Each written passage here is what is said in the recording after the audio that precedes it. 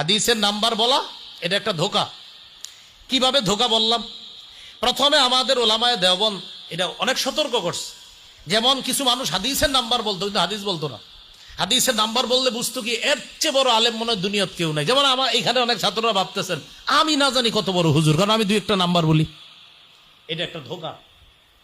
হাদিসের নাম্বার আমি কেন বলা শুরু করছি, আমার একটা উদ্দেশ্য ছিল। এটা আমি অনেক 7-8 বছর আগে বক্তৃতায় বলেছি, আমি আবার 5-6 বছর আগে লেখালেখিতে বলেছি যে আমার নাম্বার বলার একটা রহস্য আছে। এটা হলো এই পৃথিবীর অনেক মানুষ মনে করে নাম্বার বলতে পারাটাই বড় যোগ্যতা, তাদেরকে বুঝিয়ে দেওয়া না, নাম্বার বলা কওমি মাদ্রাসার ছেলেদের কাছে কোনো ব্যাপার না, এটা বুঝানো। আলহামদুলিল্লাহ এখন ওই দলের লোকেরা স্বীকার করছে যে না, নাম্বার বলা জরুরি না। ওই দলের লোকেরাই বলতেছে যে নাম্বার বলা কোনো জ্ঞান না, জ্ঞান হলো আরবিটা বলতে পারা, অধ্যায় বলতে পারা। হ্যাঁ, আমাদের ওলামায়ে কেরাম এইগুলোই বলতো এতদিন, কিন্তু এটা বুঝতো না। নাম্বার বলতো, দুই একটা নাম্বার বলতো, বুখারী এত, মুসলিম এত, ইবনে মাজাহ এত, আবু দাউদ এত, এতটা কি সেটা বলতো না। মানে এটা বুখারী এত, মুসলিমের এত, নাসাইর এত, সেই এতটা কি এটা বলেন, কিন্তু সেটা তো বলতো না। বাবা রে বাবা, এর চেয়ে বড় জ্ঞানী দুনিয়াতে নেই। এই একটা জিনিস, এটাকে রদ করার জন্য আমার একটা মাকসাদ ছিল নাম্বার বলা, যে না নাম্বার বলা এটা কোনো মামুল, এটা সাধারণ ব্যাপার, এটা আমাদের ছাত্ররা একটু চেষ্টা করলেই পারে। তো এই জন্য হ্যাঁ, ছাত্র যারা আছি মূল উদ্দেশ্য মনে রাখবো, হ্যাঁ কোরআন সুন্নাহ মুখস্থ করা এটা জরুরি।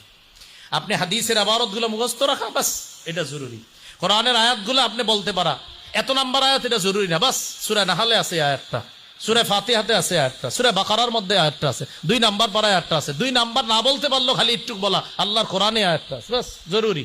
হাদিসের নাম্বার বলা জরুরি না। রাসূল সাল্লাল্লাহু আলাইহি সাল্লাম বলেছেন ইন্নামাল আমালু বিন্নিয়াত, এটা বলা জরুরি। হ্যাঁ, এরপরেও যদি নাম্বার আপনি বলতে পারেন কোনো সমস্যা নাই, কিন্তু এই ধোকায় না পড়া যে নাম্বার মনে হয় বলতে পারাটা, মুখস্থ করাটা জরুরি। বললাম না আমার একটা মাকসাদ ছিল, আলহামদুলিল্লাহ ওই মাকসাদ সফল। এখন যাদের ব্যাপারে আমি মাকসাদটা নিয়েছিলাম তাদের মুখ থেকে বের হয়েছে যে নাম্বার বলা এটা জ্ঞান না, নাম্বার বলতে পারাটা জ্ঞান না। তো তাদের অনুযায়ী এরকম অনেক মূর্খ এখন বের হবে, যারা আপনার খালি নাম্বার বলে জাতিকে ধোঁকা দিত, জাতিকে শুধু ধোঁকা দিত খালি নাম্বার বলে, এই নাম্বার এই নাম্বার, এরকম আপনি অসংখ্য মূর্খ পেয়ে যাবেন যারা নাম্বার বলে ধোঁকা দিত। তাহলে ইবারতটা মুখস্থ করার চেষ্টা করা। আল্লাহ আমাদের সকলকে এই কথাগুলোর উপর আমল করার তৌফিক দান করেন।